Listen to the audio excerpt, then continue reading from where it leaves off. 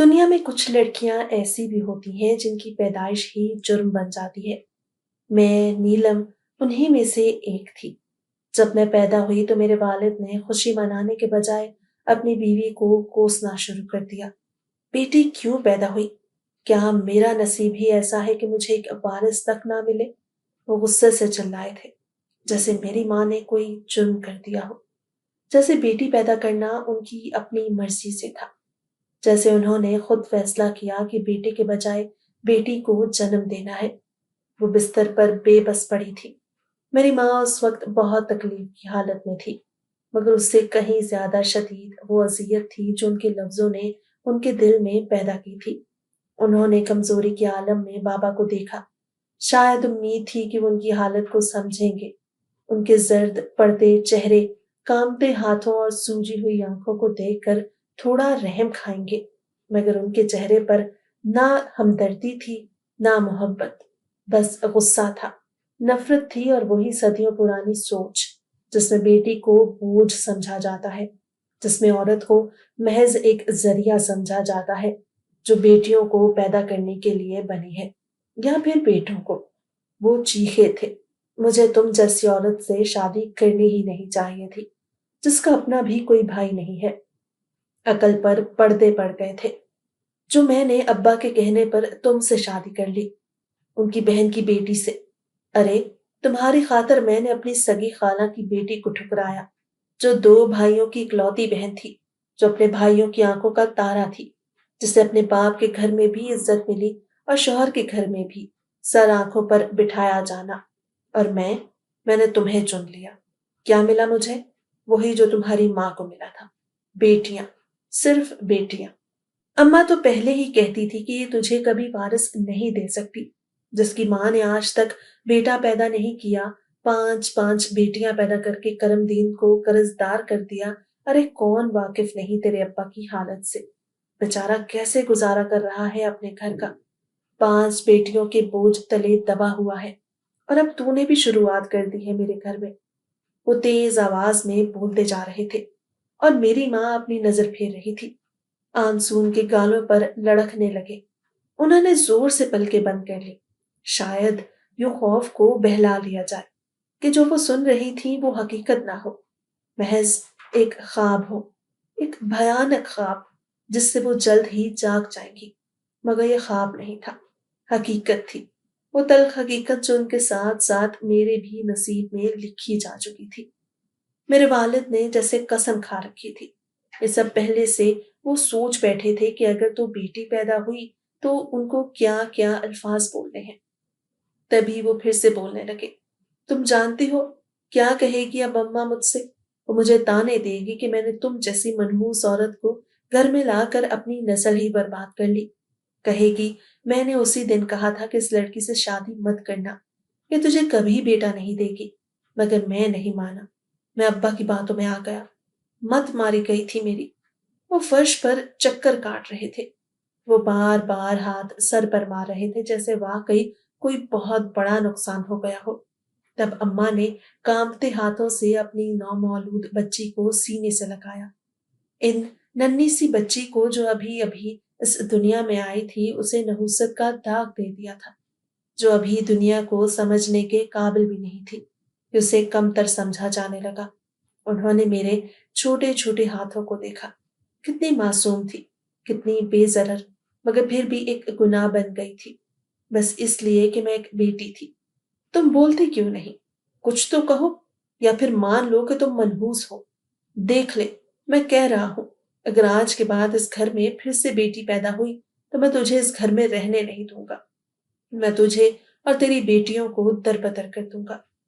جیسے تیرے ابا اپنی بیٹیوں کو پالنے کے لیے لوگوں کی منتیں کر رہا ہے، ویسے ہی تو بھی کرے گی، یاد رکھنا۔ میں اپنی ماں کے سامنے جواب دہ نہیں بنوں گا، نہ ہی میں اپنی نسل کو ختم ہوتے دیکھ سکتا ہوں۔ وہ ایک جھٹکے سے دروازہ کھول کر باہر نکل گئے۔ میں اس وقت سمجھنے کے قابل نہیں تھی، مگر میری ننھی جان سب سن رہی تھی۔ اماں کی آواز آ رہی تھی، وہ غصے سے بول رہی تھی، اپنے بیٹے کی طرفداری کر رہی تھی، مجھے برا بھلا کہہ رہی تھی۔ میں نے پہلے ہی کہا تھا یہ تیرے گھر کو اجاڑ کر رکھ دے گی۔ ہائے میرا نصیب، میرا خاندان بیٹوں سے آباد ہوتا، اور یہ بدبخت میرے نصیب میں آ گئی۔ میں جیسے جیسے بڑی ہو رہی تھی، بچپن سے لے کر آج تک یہی سب کچھ ہی سنتی آ رہی تھی۔ ماں کی آنکھوں میں ہمیشہ آنسو دیکھے، مگر وہ ہمیشہ کی طرح خاموش رہنے لگی، جیسے ان کا دکھ کسی شمار میں ہی نہ آتا ہو۔ میں جو ابھی بچپنے میں تھی، ابا کی چیخوں کو سننے کی عادی ہوتی جا رہی تھی۔ باپ کی پیشانی پر ہمیشہ بل رہتے، آنکھوں میں غصے کی چنگاریاں، اور لہجے میں وہ سختی جو کسی بے بس عورت پر ظلم کرنے کے لیے کافی ہوتی۔ باہر رشتہ داروں میں چہمگوئیاں ہونے لگی، کوئی دبی آواز میں ہمدردی جتا رہا ہوتا تو کوئی طنز کے تیر چلاتا۔ پھر بیٹی ہوئی، ہائے بیچاری ماں، اب اس کی قدر کون کرے گا؟ بیٹے کے بغیر گھر نامکمل رہتا ہے، اب ان کے بڑھاپے کا سہارا کون بنے گا؟ پہلے ہی علی مراد کی اتنی بڑی عمر میں شادی ہوئی ہے، اور آتے ہی اس کی بیوی نے بیٹی پیدا کر دی۔ وہ تو بیچارہ لٹ گیا، برباد ہو گیا، جیسے میں پیدا ہو کر کوئی جرم کر بیٹھی تھی، جیسے میں نے ہی اپنے نصیب کا فیصلہ کیا تھا۔ ماں نے ہمیشہ مجھے سینے سے لگائے رکھا، مگر ان کے آنسو میری پیشانی پر گرتے تو میں سمجھ جاتی کہ آج پھر میری ماں کو میری وجہ سے سنایا گیا۔ وہ جانتی تھی کہ میرا ہر دن ایک جنگ ہوگا، ہر سانس ایک آزمائش ہوگی، اور میں ہمیشہ کے لیے وہ بوجھ کہلاؤں گی جو چاہ کر بھی اتارا نہ جا سکے گا۔ بچپن سے ہی میری آنکھیں بہت زیادہ بڑی تھی، گوری چٹی رنگت نہ خوبصورتی میں بے مثال تھی، مگر یہ سب کس کام کا تھا؟ میری ماں ایک سادہ عورت تھی جو اپنی قسمت پر صبر کر چکی تھی۔ وہ ان عورتوں میں سے تھی جو شکایت نہیں کرتی تھی، بس چپ چاپ ہر دکھ اپنے اندر سمو لیتی تھی۔ ان کے دل میں شاید کبھی کوئی خواب ہوگا، کوئی امید، مگر وقت کے ساتھ وہ سب مٹی میں دفن ہو گیا۔ میں نے کبھی انہیں اپنے حق میں آواز بلند کرتے نہیں دیکھا۔ وہ شوہر کے ظلم کو تقدیر کا لکھا سمجھ کر سہ لیتی تھی۔ سسرال کے تانے ان کے چہرے کی جھریوں میں جذب ہو چکے تھے، اور زندگی کی تلخی ان کی آنکھوں میں ایک تھکی اداسی بن کر بسی تھی۔ شاید انہیں یقین تھا کہ عورت کی قسمت صبر سے ہی جڑی ہوتی ہے، اور میں ان کے صبر کی آخری آزمائش تھی۔ غربت کے سائے ہمارے سروں پر چھائے رہتے تھے۔ میرے والد جو پہلے ہی ہم سے بیزار رہتے تھے، میری پیدائش کے بعد مزید بے رحم ہو گئے۔ میں نے اپنے باپ کو ہمیشہ ایک خاموش، سخت اور ناراض چہرے کے ساتھ دیکھا۔ وہ میری طرف دیکھتے بھی نہیں تھے، جیسے میں ان کی زندگی کی سب سے بڑی غلطی تھی۔ وہ اکثر ماں سے کہتے، تم نے مجھے کبھی خوشی نہیں دی، بس ایک بوجھ دے دیا۔ ماں چپ کر جاتی، ان کی آنکھیں نم ہو جاتی، مگر وہ کبھی جواب نہیں دیتی۔ یہی وہ دن تھے جب والد نے دوسری شادی کا فیصلہ کیا۔ ہم غریب تھے، مگر ان کے لیے سب سے بڑی غربت بیٹے کی محرومی تھی۔ وہ ایک ایسا وارث چاہتے تھے جو ان کے نام کو آگے بڑھا سکے، اور میں ایک بیٹی ان کے اس خواب میں سب سے بڑی رکاوٹ تھی۔ میں اس وقت بہت چھوٹی تھی، مگر گھر میں ہونے والی باتیں میری ننھی سی جان سمجھ سکتی تھی۔ میں اکثر ماں کی آنکھوں میں بے بسی دیکھتی، اور راتوں کو ان کے خاموش آنسوؤں کی نمی اپنے ہاتھوں پر محسوس کرتی، مگر وہ کسی سے شکایت نہیں کرتی تھی۔ شاید انہیں امید تھی کہ وقت کے ساتھ سب ٹھیک ہو جائے گا، مگر ایسا نہیں ہوا۔ والد نے جلد ہی دوسری شادی کر لی، اور ہم ماں بیٹی کو ایک کونے میں چھوڑ دیا، جیسے ہم کوئی پرانے فرنیچر کا ٹکڑا ہو جو کسی کام کا نہیں رہا۔ گھر میں ایک نئی عورت آ گئی، اور ہمارے لیے یہ دنیا مزید تنگ ہو گئی۔ نئی بیوی کے آتے ہی والد کی آنکھوں میں نرمی آ گئی، جو ہمارے لیے کبھی نہیں تھی۔ وہ ہنستے، خوش رہتے، اور ہمیں نظر انداز کرتے، جیسے ہم وہاں پر موجود ہی نہ ہوں۔ میں نے اپنی ماں کو روز تھوڑا تھوڑا ٹوٹتے دیکھا، ان کے کندھے جھک گئے تھے، چہرے پر مزید جھریاں بڑھ گئی تھی، اور ان کی خاموشی مزید گہری ہو گئی تھی۔ نئی بیوی کو ہمارے وجود سے نفرت تھی۔ وہ اکثر ہمیں گھر سے نکالنے کے بہانے ڈھونڈتی، اور جب وہ کچھ نہ کر پاتی تو طنز کے نشتر چلانے لگتی۔ یہاں کب تک بوجھ بن کر رہو گی؟ تمہارے شوہر نے تمہیں چھوڑ دیا ہے، پھر بھی اس گھر کو سہارا کیوں بنایا ہوا ہے؟ میرے والد یہ سب سنتے مگر کبھی کچھ نہ کہتے۔ شاید وہ بھی یہی چاہتے تھے کہ ہم چلی جائیں، مگر ماں کے پاس کوئی اور ٹھکانہ نہیں تھا۔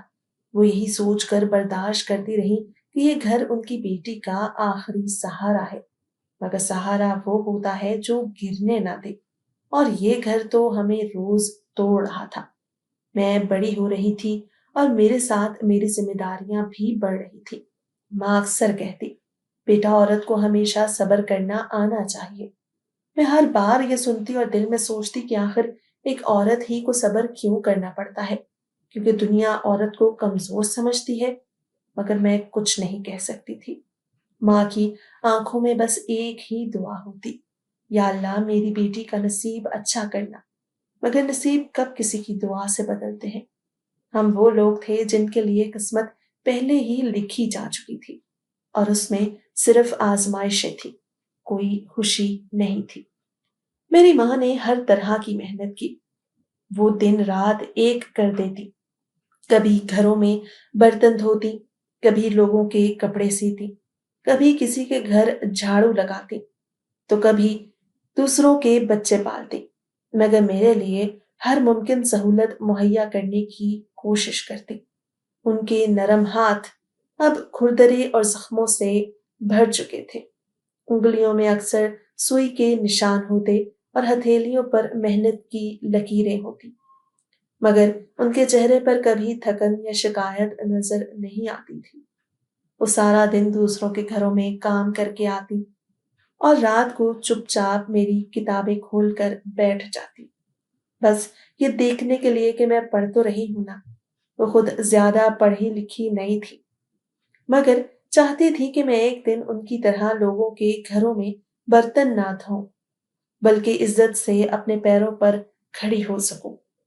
میں پڑھنا چاہتی تھی، میں کچھ بننا چاہتی تھی، مگر غربت کی زنجیریں بہت مضبوط تھیں۔ اکثر ایسا ہوتا کہ میری فیس بھرنے کے لیے ماں کو کسی سے قرض لینا پڑتا۔ میرے اسکول جانے کے دنوں میں ہم نے کئی راتیں بھوکی گزاری، کئی دنوں تک سوکھی روٹی اور پانی پر گزارا کیا، مگر ماں نے کبھی میرے خوابوں کو مرنے نہیں دیا۔ وہ چاہتی تھی کہ میں آگے بڑھوں، میں کچھ بنوں، میں اس دنیا میں اپنی پہچان بنا سکوں، مگر غربت کے سائے ہمیشہ ہمارے ساتھ رہے۔ کبھی ایسا ہوتا کہ میرے جوتے پھٹ جاتے اور میں اسکول جانے سے ہچکچانے لگتی، مگر ماں رات کو کسی کے پرانے جوتے سیتی اور صبح کہتی، یہ دیکھو بالکل نئے جیسے ہو گئے ہیں، اب تم دیر مت کرو، اسکول جاؤ۔ کبھی کبھی میری کاپیاں ختم ہو جاتی اور ماں اگلے دن کسی کے گھر جا کر صفائی کر کے چند روپے کماتی تاکہ میں اپنی پڑھائی جاری رکھ سکوں۔ میں بچپن سے جانتی تھی کہ میری ماں ایک عام عورت نہیں، وہ میرے لیے ایک مضبوط دیوار تھی، وہ جو خود ٹوٹ کر بھی مجھے بچانے کے لیے کھڑی تھی۔ مگر دنیا اتنی مہربان نہیں ہوتی۔ غربت میں رہنے والی لڑکیوں کے خوابوں کو اکثر لوگ بوجھ سمجھتے ہیں۔ میری سوتیلی ماں اکثر طنز کرتی، پڑھ لکھ کر کون سی افسر بن جائے گی، آخر میں چولہا ہی جلانا ہے، تو ابھی سے سیکھ لے۔ میں ان الفاظ کو دل پر لے لیتی، مگر ماں ہمیشہ مجھے حوصلہ دیتی، بیٹا تمہاری تعلیم تمہیں اس سب سے نکالے گی، میں چاہے کچھ بھی کر لوں مگر تمہاری پڑھائی نہیں رکے گی۔ کئی بار اسکول کی کتابیں لینے کے لیے مجھے گھنٹوں انتظار کرنا پڑتا، جب تک ماں کسی سے ادھار مانگ کر پیسے نہ لے آئے۔ کئی بار ٹیچر اسکول فیس کے لیے پوچھتی اور میں جھکی نظریں لیے ان سے مہلت مانگتی۔ میں اپنی ماں کو مزید تکلیف دینا نہیں چاہتی تھی، میں چاہتی تھی کہ جلدی سے بڑی ہو جاؤں، کچھ کما سکوں تاکہ ماں کے زخموں پر مرہم رکھ سکوں، مگر قسمت میرے ساتھ کھیل رہی تھی۔ غربت کی یہ زنجیریں نہ صرف مالی مشکلات کی تھیں، بلکہ ان میں بے شمار تانے، بے شمار مشکلات اور معاشرے کے سخت رویے بھی جڑے ہوئے تھے۔ میں نے اپنی ماں کو ہر روز لوگوں کے تانے سہتے دیکھا، سوتیلی ماں کی کڑوی باتوں کو برداشت کرتے دیکھا، اور باپ کی بے رخی کو خاموشی سے جھیلتے دیکھا، مگر وہ ہمت نہیں ہاری۔ وہ کہتی تھی، بیٹا ہم جتنا صبر کریں گے اتنا ہی اللہ ہمیں نوازے گا۔ میں ان کی بات پہ یقین کرنا چاہتی تھی، مگر صبر کی بھی ایک حد ہوتی ہے۔ میری خواہش تھی کہ میں کچھ بن کر اپنی ماں کو اس جہنم سے نکال سکوں، مگر غربت کا یہ اندھیرا کتنا طویل تھا، یہ زنجیریں کب ٹوٹیں گی؟ کیا میں واقعی ایک دن اس قید سے آزاد ہو سکوں گی، یا میری ماں کی طرح میں بھی صبر اور قربانی کے نام پر اپنی زندگی کسی اور کی محتاجگی میں گزار دوں گی؟ میری عمر جیسے جیسے بڑھتی گئی مسائل بھی بڑھتے گئے۔ بچپن میں غربت ایک الگ طرح کا بوجھ تھا، مگر جوانی کی دہلیز پر قدم رکھتے ہی یہ بوجھ ایک اور بھیانک روپ اختیار کر گیا۔ جب میں 16 سال کی ہوئی تو محلے کے کئی لوگوں کی نظریں بدلنے لگی۔ میں وہی تھی، وہی غریب لڑکی جسے شاید کل تک کوئی دیکھنا بھی پسند نہیں کرتا تھا، مگر اب وہی چہرہ، وہی وجود، کچھ نظریں اپنی طرف کھینچنے لگا تھا۔ وہ نظریں جن میں عزت نہیں تھی، عزائم تھے۔ میں پہلی بار ان نظروں کے مفہوم کو سمجھنے لگی۔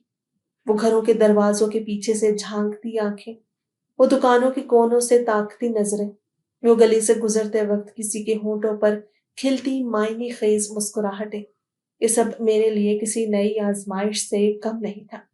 میں اب صرف غریب نہیں تھی، میں بے سہارا بھی تھی، اور یہ دنیا بے سہارا لڑکیوں کو زیادہ دیر تک معصوم رہنے نہیں دیتی۔ میں نے خود کو ہر ممکن طریقے سے چھپانے کی کوشش کی۔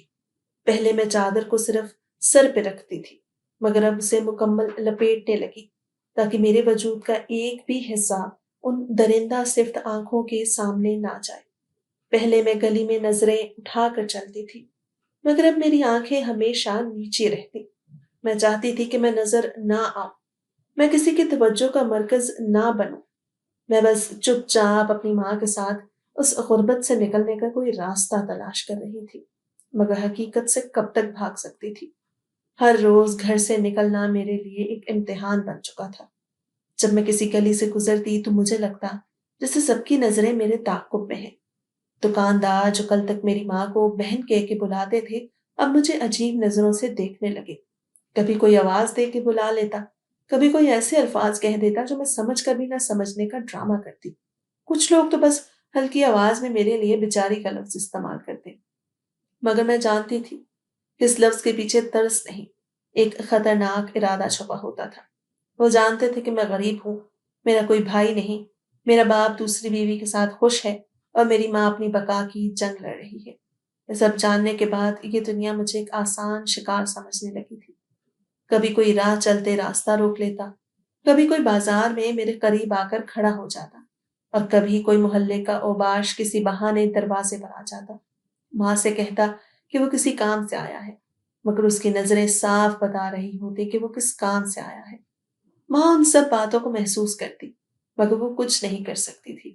انہوں نے کئی بار مجھ سے کہا، بیٹا اب تمہیں زیادہ احتیاط کرنی ہوگی، یہ دنیا اچھی نہیں ہے۔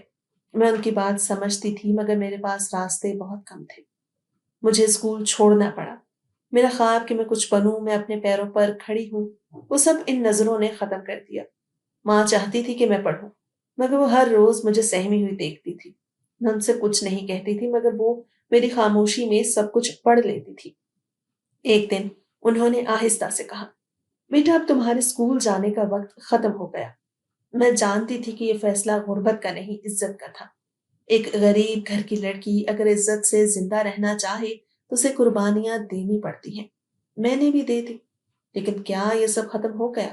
نہیں، بلکہ مشکلات نے ایک اور رخ اختیار کر لیا۔ جب میں نے گھر سے نکلنا کم کر دیا تو اب وہ نظریں دروازوں کے پیچھے سے جھانکنے لگی۔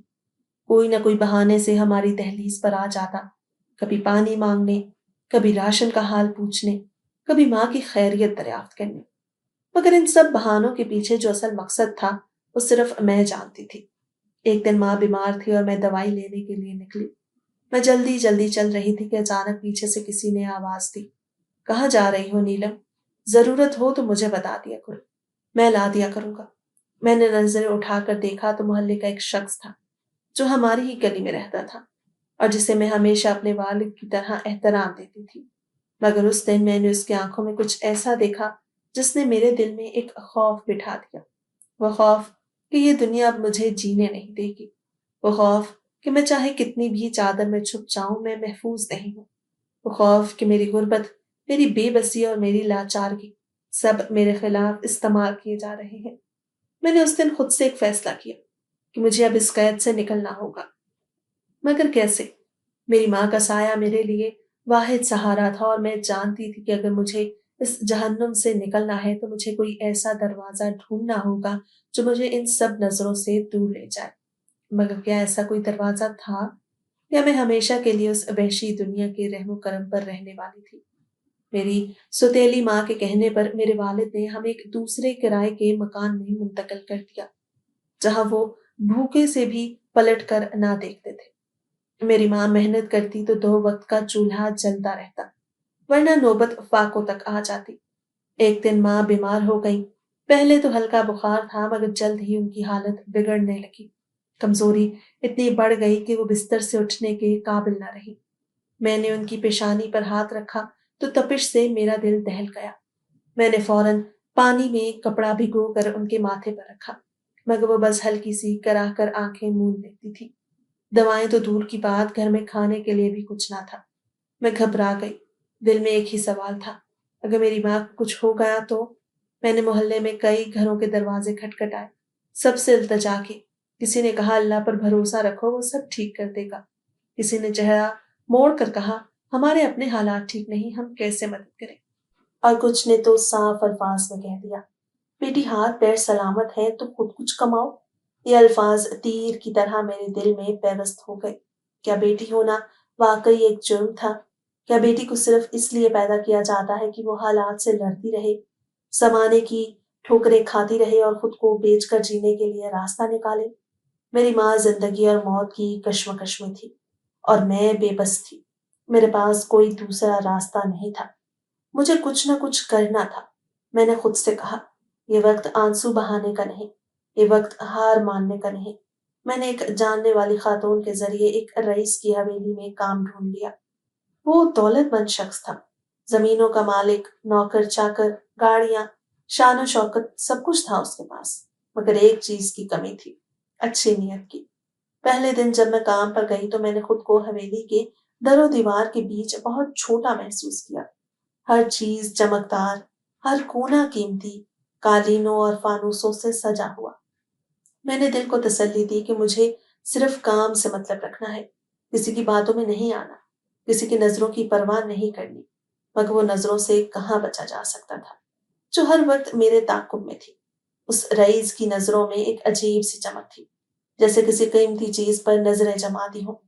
میں نے ابتدا میں اسے نظر انداز کرنے کی کوشش کی، مگر وہ بار بار کسی بہانے مجھے قریب بلاتا۔ کبھی کہتا ادھر آؤ، ذرا یہ چائے بنا دو۔ کبھی کام کے دوران آ کر کھڑا ہو جاتا اور گھورنے لگتا۔ پہلے تو میں نے خود کو یقین دلایا کہ شاید یہ محض میرا وہم ہے، مگر جب وہ بار بار مجھے قریب بلانے لگا، مجھ سے غیر ضروری باتیں کرنے لگا تو میرا دل بے چین ہو گیا۔ ایک دن میں برتن دھو رہی تھی کہ اچانک اس کی آواز آئی، نیلم ادھر آؤ۔ میں نے جلدی سے ہاتھ دھوئے اور نظریں جھکائے اس کے قریب جا کے کھڑی ہو گئی۔ وہ ایک بڑی کرسی پر بیٹھا تھا، ہاتھ میں چائے کا کپ تھا۔ مجھے سر سے پاؤں تک گھورتے ہوئے بولا تم کتنے دنوں سے کام کر رہی ہو؟ میں نے ہلکی آواز میں کہا 2 ہفتے ہو گئے صاحب۔ وہ مسکرایا، مگر اس مسکراہٹ میں خیر خواہی نہیں تھی، ایک عجیب سا طنز تھا۔ 2 ہفتے میں تم نے مجھے سلام بھی ٹھیک سے نہیں کیا۔ میں نے گھبرا کر سلام کیا، مگر اس کی آنکھوں میں ایک اور ہی چمک تھی۔ میں نے اس دن ہی محسوس کر لیا کہ یہ شخص عام نہیں، اس کی نیت خراب ہے۔ میں نے ماں کے لیے حویلی میں کام کرنے کا فیصلہ کیا تھا، مگر کیا میں اپنی عزت قربان کرنے کے لیے بھی تیار تھی؟ میں نے ہر ممکن کوشش کی کہ زیادہ وقت نوکروں کے ساتھ گزاروں، اکیلی نہ رہوں، مگر وہ بار بار موقع ڈھونڈ کر میرے قریب آنے کی کوشش کرتا۔ کبھی لائبریری میں بلا لیتا، کبھی کہتا مہمان آ رہے ہیں، ذرا اچھے کپڑوں میں رہو۔ میں نے پہلی بار محسوس کیا کہ غربت نہ صرف انسان کو بے بس کرتی ہے بلکہ عزت کو بھی خطرے میں ڈال دیتی ہے۔ مجھے سب سے زیادہ خوف اس وقت محسوس ہوا جب ایک دن میں باورچی خانے میں برتن دھو رہی تھی اور اچانک پیچھے سے کسی کے قدموں کی آہٹ سنی۔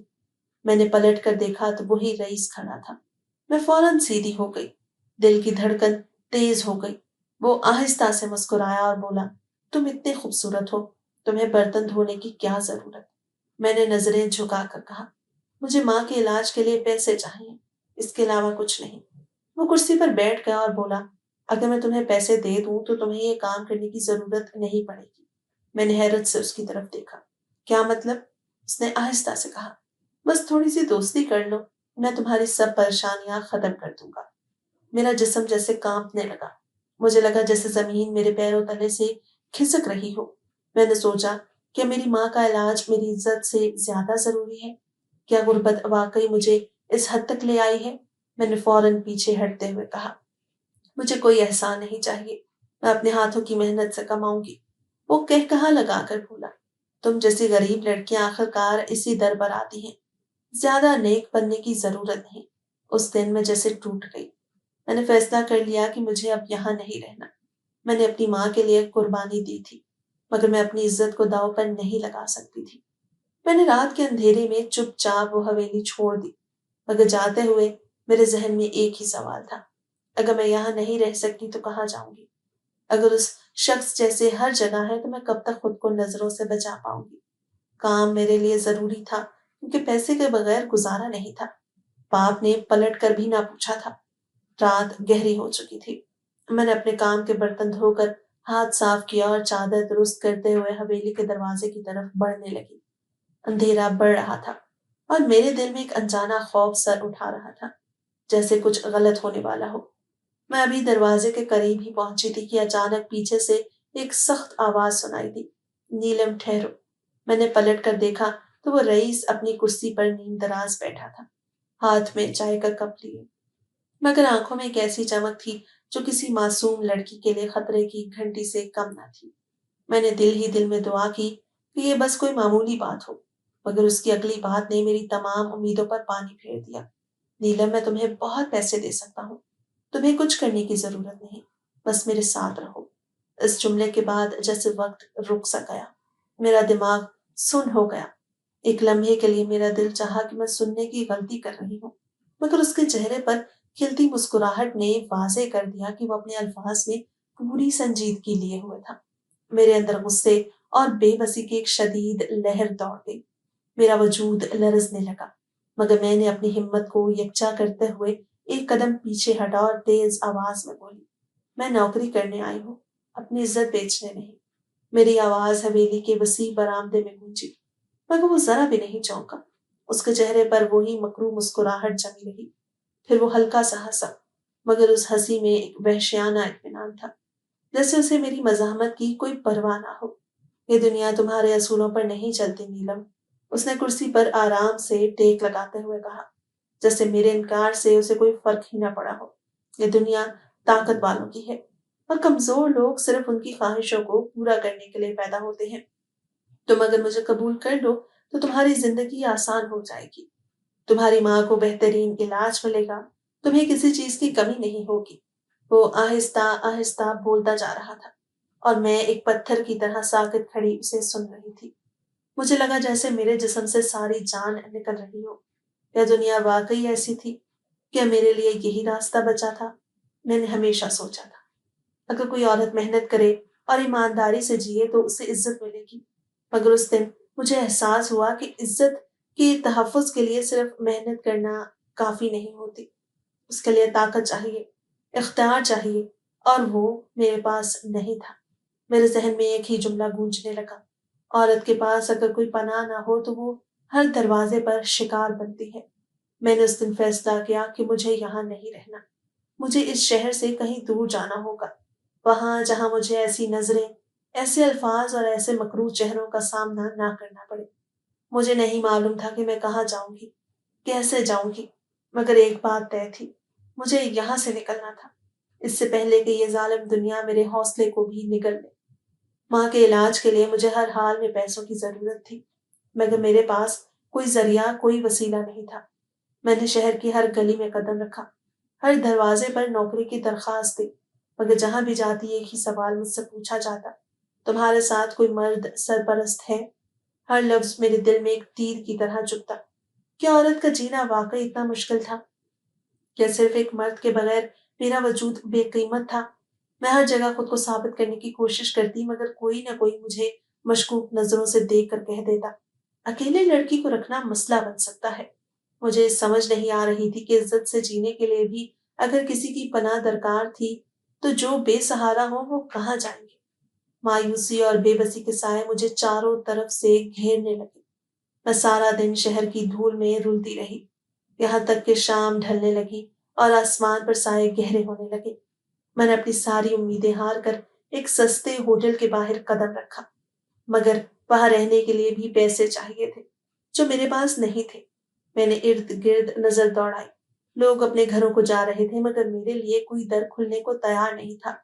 سرد ہوا میرے بدن کو چیرتی ہوئی گزر رہی تھی اور میں سوچ رہی تھی کہ رات کہاں گزاروں۔ آخر کار میں نے ایک سنسان بس اسٹینڈ پر بیٹھنے کا فیصلہ کیا، جہاں زیادہ تر مزدور اور مسافر بیٹھ کر رات بسر کرتے تھے۔ میں نے اپنی چادر کو خود پر کس کے لپیٹ لیا اور ایک پرانی زنگ آلود بینچ پر سمیٹ کر بیٹھ گئی۔ یہاں کوئی مجھے گھر سے نکالنے والا نہیں تھا، کوئی مجھے شکی نظروں سے دیکھنے والا نہیں تھا، مگر خوف اب بھی میرے ساتھ تھا۔ اندھیرا بڑھتا جا رہا تھا اور میں نے زندگی میں پہلی بار اتنی بے بسی محسوس کی۔ میرے ارد گرد کچھ لوگ سو رہے تھے، کچھ اپنی ہی دنیا میں مگن تھے اور کچھ مشکوک نظروں سے میرے وجود کا جائزہ لے رہے تھے۔ میں نے خود کو مزید سمیٹا اور سر جھکا کر بیٹھ گئی، دعا کرتی رہی کہ یہ رات جلدی گزر جائے اور صبح کوئی ایسا راستہ ملے جہاں مجھے ایک موقع، ایک سہارا، ایک امید مل سکے۔ مگر دل کے کسی کونے میں ایک عجیب سا خدشہ بھی تھا۔ یہ دنیا کسی اکیلی بے سہارا لڑکی کے لیے محفوظ نہیں، اور میں نے اپنی زندگی میں یہ حقیقت شاید سب سے زیادہ شدت سے اس رات محسوس کی۔ بس کی ہیڈ لائٹس دھند میں چمک رہی تھی، جیسے کسی اور ہی دنیا کی روشنی ہو۔ میں نے ہچکچاتے ہوئے قدم آگے بڑھایا۔ دل میں ہزار خدشے اور سوالات تھے، مگر میرے پاس کوئی اور راستہ بھی نہیں تھا۔ میں نے سنا تھا کہ یہ بس صرف ان لوگوں کے لیے ہوتی ہے جنہیں دنیا نے ٹھکرا دیا ہو، جو بے سہارا ہو، جن کے پاس کھونے کو کچھ نہ ہو۔ میں نے ڈرتے ڈرتے بس کے زینے پہ قدم رکھا۔ اندر کا منظر حیران کن تھا۔ بس باہر سے جتنی پرانی اور خستہ حال لگ رہی تھی، اندر سے اتنی ہی پر اسرار اور عجیب تھی۔ نشستیں سیاہ مخمل کی تھیں، چھت پر سرخ اور نیلی مدھم روشنیاں لرز رہی تھیں، اور ہلکی ہلکی کوئی ایسی خوشبو پھیلی تھی جو عام جگہوں پر محسوس نہیں کی جا سکتی تھی۔ میں نے خالی نشست تلاش کی اور کونے میں جا کر دبک گئی، چادر کو خود پر مضبوطی سے لپیٹا تاکہ کسی کی نظر مجھ پر نہ پڑے۔ مجھے خوف محسوس ہو رہا تھا، مگر یہ خوف ان وحشی مردوں کی نظروں سے کم تھا جو دن بھر میرا تعاقب کرتے رہے تھے۔ کم از کم یہاں کوئی مجھ سے سوال نہیں کر رہا تھا، کوئی مجھ سے سوال نہیں کر رہا تھا، کوئی مجھے گھور نہیں رہا تھا، کوئی یہ نہیں پوچھ رہا تھا کہ میرے ساتھ کوئی مرد سرپرست ہے یا نہیں۔ بس میں چند لوگ اور بیٹھے تھے، مگر سب کے چہرے عجیب حد تک سنجیدہ اور پر اسرار تھے، جیسے ان کے پاس بھی میری طرح کوئی اور راستہ نہ بچا ہو۔ دروازے آہستہ سے بند ہوئے اور بس دھیرے دھیرے حرکت میں آ گئی۔ میرے دل کی دھڑکن تیز ہو رہی تھی۔ میں نے کھڑکی سے باہر جھانک کر دیکھا، مگر باہر کا منظر عام راستوں سے مختلف تھا۔ گلیاں سنسان تھی، درخت سائے کی طرح لمبے اور خوفناک لگ رہے تھے، اور ایسا محسوس ہو رہا تھا جیسے بس زمین پر نہیں بلکہ ہوا میں تیر رہی ہو۔ میں نے گہرا سانس لیا، اپنی چادر کو اور مضبوطی سے پکڑا اور خود کو یقین دلانے کی کوشش کی کہ یہ بس مجھے کسی بہتر مقام پر لے جائے گی۔ مجھے نہیں معلوم تھا کہ ہم کہاں جا رہے ہیں، نہ ہی یہ کہ اس بس کا اختتام کہاں ہوگا، مگر میرا وجود تھکن سے چور تھا۔ دن بھر کی مشقت، لوگوں کی نفرت، بے بسی اور اس ظالم دنیا سے لڑتے لڑتے میں تھک چکی تھی۔ میری آنکھیں بوجھل ہو گئیں اور آہستہ آہستہ میں نیند کی آغوش میں اتر گئی۔ پھر جو ہی نیند نے میری پلکوں کو چھوا، میرے چہرے سے چادر سرک گئی۔ ایک ٹھنڈی لہر میرے وجود سے ٹکرائی، جیسے کسی نے مجھے بہت قریب سے دیکھا ہو۔ گنجانے خوف نے میرے جسم میں سرسری سی دوڑا دی۔ میری برابر والی نشست پر کوئی تھا، کوئی جو خاموشی سے مجھے دیکھ رہا تھا۔ میں نے اپنی آنکھیں آہستہ سے کھولی، اور جو منظر میرے سامنے تھا اس نے میرے جسم میں سردی کی لہر دوڑا دی۔ میرے برابر ایک نوجوان بیٹھا تھا، مگر وہ عام انسانوں جیسا نہیں تھا۔ اس کی آنکھیں غیر معمولی طور پر چمک رہی تھیں، اس کی جلد اتنی سفید تھی کہ یوں لگتا جیسے وہ چاندنی میں نہایا ہوا ہو۔ وہ مجھے خاموشی سے دیکھ رہا تھا، اس کی نظریں میرے وجود کے ہر پہلو کا جائزہ لے رہی تھی۔ میرے دل کی دھڑکن بے ترتیب ہونے لگی۔ میں نے ایک جھٹکے سے اپنی چادر واپس کھینچ کر چہرے پر ڈال دی، مگر بہت دیر ہو چکی تھی۔ وہ مجھے دیکھ چکا تھا اور اس کی نظریں ایسی نہیں تھی جو آسانی سے ہٹ جاتی۔ میرے دل کی دھڑکن بے ترتیب ہو گئی۔ میں نے جلدی سے اپنے ارد گرد کی فضا کو محسوس کیا۔ بس کی مدھم روشنیاں ہلکی ہلکی جل بجھ رہی تھی، جیسے کوئی سایہ اس پر اثر انداز ہو رہا ہو۔ میں نے گھبرا کر اپنے برابر بیٹھے نوجوان کو دیکھا۔ اس کی موجودگی میرے جسم میں ایک انجانی ٹھنڈک پیدا کر رہی تھی، جیسے میرے آس پاس کی ہوا منجمد ہو گئی ہو۔ اس کی آنکھیں گہری سرخ تھیں، خون جیسی، اور ان میں ایک ایسی روشنی تھی جو کسی بھی عام انسان کی آنکھوں میں نہیں ہو سکتی تھی۔ اس کے ہونٹوں پر ایک عجیب مسکراہٹ تھی، نرم مگر غیر حقیقی، جیسے وہ کسی راز سے پردہ اٹھانے والا ہو۔ میں نے خود کو پیچھے کھینچنے کی کوشش کی، مگر ایسا محسوس ہو رہا تھا جیسے میری تمام حرکات سست ہو گئی ہوں، جیسے میرے جسم پر کسی نے کوئی بوجھ ڈال دیا ہو۔ تم کون ہو؟ میرے لب کپ کپا رہی تھی، میری آواز لرز رہی تھی، مگر میں نے ہمت کر کے سوال کر ہی لیا۔ وہ ذرا سا جھکا، اس کی نظریں جیسے میرے اندر اتر گئیں۔ نیلم، میں وہ ہوں جو تمہیں ہمیشہ سے جانتا ہے۔ میرے ہاتھ پسینے سے بھیگ گئے۔ اس کے الفاظ میرے اندر کسی طوفان کی طرح گونج رہے تھے۔ یہ کیا کہہ رہے ہو؟ میں نے تمہیں کبھی نہیں دیکھا۔ میں نے احتجاج کیا، اپنی چادر کو مضبوطی سے لپیٹتے ہوئے، جیسے وہی میری آخری پناہ گاہ ہو۔ وہ نرمی سے مسکرایا، مگر اس کی آنکھوں میں کوئی پر اسرار چمک اب بھی قائم تھی۔ تم نے نہیں دیکھا، مگر میں نے تمہیں ہمیشہ دیکھا ہے۔ میں تمہاری حفاظت کے لیے آیا ہوں۔ میری ریڑھ کی ہڈی میں سنسنی دوڑ گئی۔ میری حفاظت؟ تم کون ہو؟ میرا ذہن کسی بھیانک خیال کی طرح دوڑنے لگا۔ وہ پرسکون تھا، جیسے وہ پہلے ہی میرے رد عمل سے واقف ہو۔ یہ بس عام انسانوں کے لیے نہیں ہے نیلم۔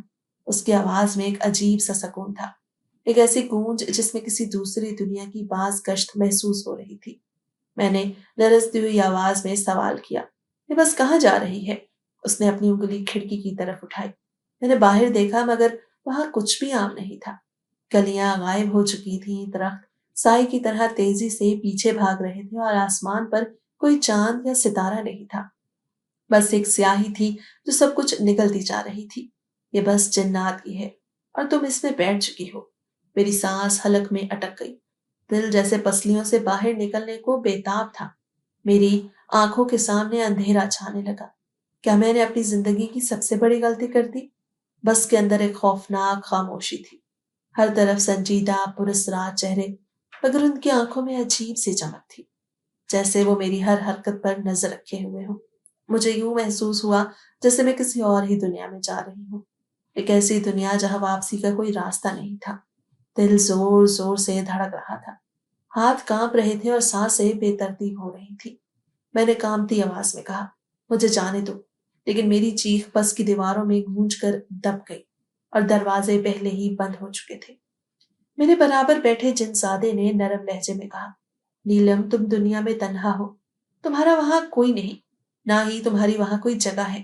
تمہارے لیے اب واپسی ممکن نہیں، یا تو تم ہمیں قبول کر لو، یا پھر تم ہمیشہ کے لیے کھو جاؤ گی، ایک ایسی بھیڑ میں جہاں تم خود کو بھی پہچان نہیں پاؤ گی۔ میری آنکھوں میں آنسو آ گئے۔ میں نے بے بسی سے کہا، میں انسان ہوں، میں تمہاری دنیا میں نہیں رہ سکتی۔ میں نے احتجاج کیا، مگر میرے اپنے ہی الفاظ میری کمزوری ظاہر کر رہے تھے۔ دل اندر سے لرز رہا تھا۔ جنزادہ خاموشی سے مجھے دیکھتا رہا، جیسے میری روح کے اندر جھانک رہا ہو۔ اس کی سرخ آنکھوں میں ایک پراسرار روشنی تھی، جیسے وہ کسی راز سے واقف ہو جو میں خود نہیں جانتی تھی۔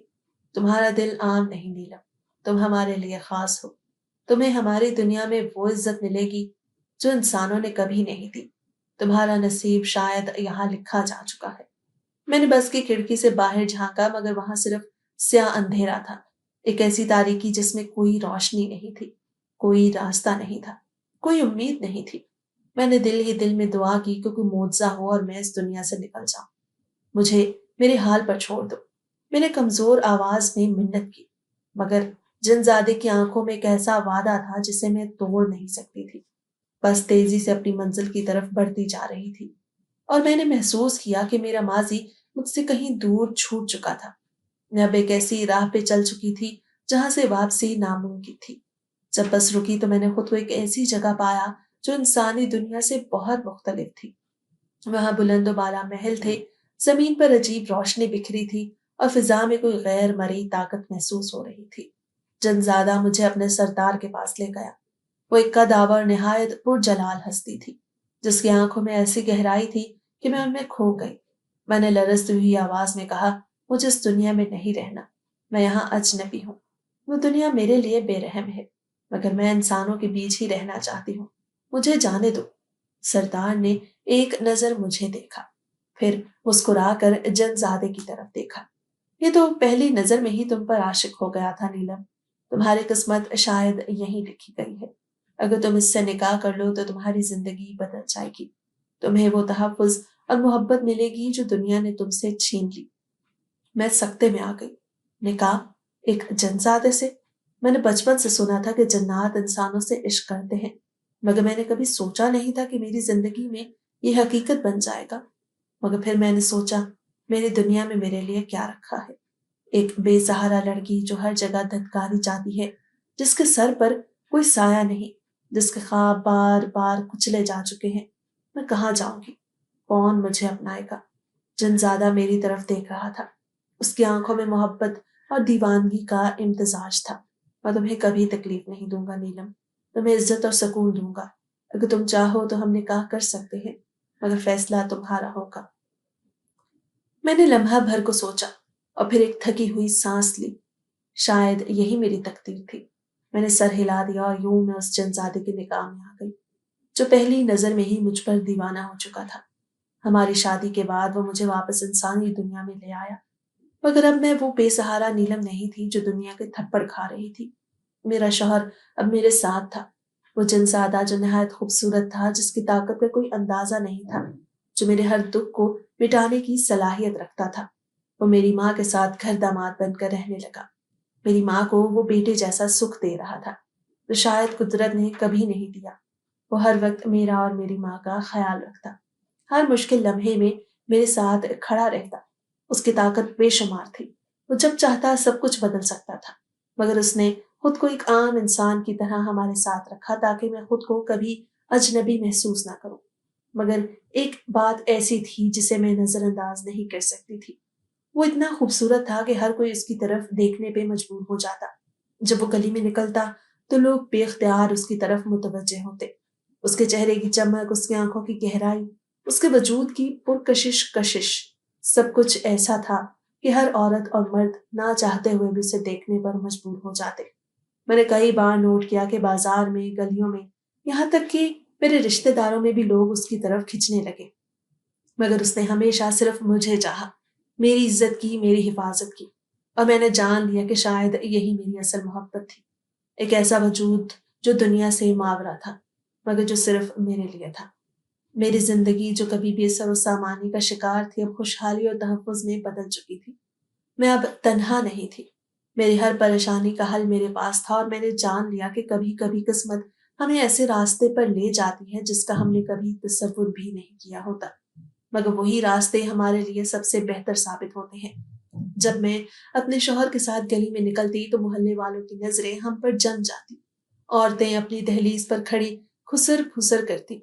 मर्द चौंक कर हमारी तरफ देख रहे होते और बच्चे हैरत से हमारी तरफ इशारा कर रहे होते। ये नीलम है, एक औरत ने सरगोशी की जो चंद दिन पहले तक बस घरों में नौकरी करती थी। मगर उसके साथ ये आदमी कौन है? दूसरी ने ताज्जुब से पूछा। इतना खूबसूरत? मैंने अपनी जिंदगी में ऐसा हसीन मर्द नहीं देखा। कहीं कोई जादूगर तो नहीं? किसी ने दबे लफ्जों में कहा। और एक लम्हे के लिए पूरे मोहल्ले में खामोशी छा गई। मेरा दिल धक से रह गया। क्या लोगों ने अंदाजा लगा लिया था? मगर मेरे शौहर के चेहरे पर एक मुतमईन मुस्कुराहट थी। वो लोगों की नजरें बर्दाश्त करने का आदी लग रहा था। अस्सलाम वालेकुम खाला, उसने नरमी से कहा तो एक बूढ़ी औरत ने बेख्तियार सर झुकाकर जवाब दिया, जैसे किसी अनदेखे रोग के ज़ेरे असर आ गई हो। वाह नीलम, किस्मत देखो इसकी। एक और औरत बोली, कल तक रुल रही थी और आज ऐसा शौहर हाथ आ गया। यह आदमी वाकई आम नहीं लगता। उसकी चाल, उसकी आंखें, सब कुछ कुछ अलग सा है, किसी ने कहा। और मैंने महसूस किया कि लोगों की नजरें अब सिर्फ तजस्सुस से नहीं, खौफ और एहतराम से भी देख रही थी। मेरे शौहर ने मेरी तरफ देखा, जैसे कह रहा हो कि मैं परेशान ना हूं, मगर मैं जानती थी कि मोहल्ले वालों की हैरत अभी खत्म नहीं हुई और शायद उनके सवालात भी कभी खत्म ना होंगे। मोहल्ले वालों की नजरें अब मुझ पर नहीं, मेरे शौहर पर थी। पहले यही लोग मुझे धिक्के देते, दर दर भटकते और लोगों के दरवाजे पर मदद मांगते देखते थे। अब जब मैं अपने शौहर के साथ सर उठाकर चलती तो हर नजर तजस्सुस, हैरत اور خوف کی ملے جلے جذبات کے ساتھ ہم پر ٹک جاتی۔ یہ شخص آخر کون ہے؟ ایک دن بازار میں خالہ رشیدہ نے سرگوشی کی جب وہ مجھے اور میرے شوہر کو ایک دکان پر کھڑے دیکھ رہی تھی۔ نہ یہ نوکری کرتا ہے نہ کوئی کام، پھر بھی نیلم کے گھر میں کبھی فاقہ نہیں ہوتا، اور اس کی آنکھیں تم نے دیکھی ہیں؟ دوسری عورت نے کانپتی آواز میں کہا۔ رات کے وقت ان میں جیسے روشنی سی جھلکتی ہے۔ انسانوں کی آنکھیں ایسی نہیں ہوتی۔ کچھ مرد بھی چور نظروں سے میرے شوہر کو دیکھنے لگے تھے۔ پہلے تو وہ میری بے بسی کا مذاق اڑاتے تھے، مگر اب میرے شوہر کی خاموشی سے ان پر ایک اندیکھا رعب طاری تھا۔ یہ نیلم کا شوہر عام انسان نہیں لگتا، کسی نے آہستہ سے کہا۔ کیا وہ واقعی؟ چپ کرو، دوسرے نے گھبرا کر کہا، کہیں وہ سن نہ لے۔ یہ عجیب کیفیت تھی۔ جو لوگ کبھی میرے آنسوں پر ہنستے تھے آج میرے شوہر کے سامنے ان کی زبانیں لڑکھڑا رہی تھی۔ میں جانتی تھی کہ ان کے سوالات بڑھ رہے تھے، ان کے شک گہرے ہو رہے تھے۔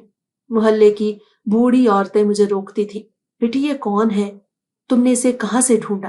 اور میں مسکرا کر کہتی، اللہ نے بھیجا ہے اماں، مگر وہ مطمئن نہیں ہوتی۔